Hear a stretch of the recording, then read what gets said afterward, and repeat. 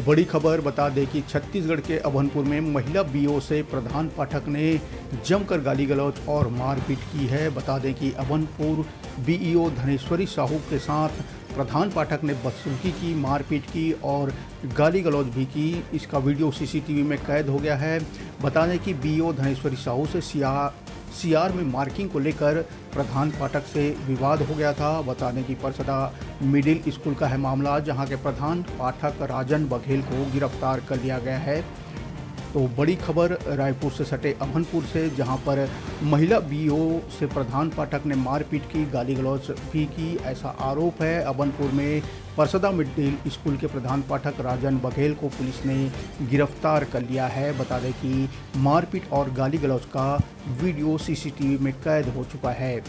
तो बड़ी खबर रायपुर से सटे अभनपुर से निकल के आ रही है, जहां पर महिला बीईओ से मारपीट का मामला सामने आया है।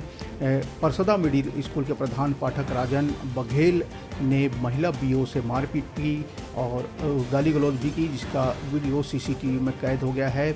घटना के बाद बीईओ ने अभनपुर थाने में इसकी शिकायत दर्ज की।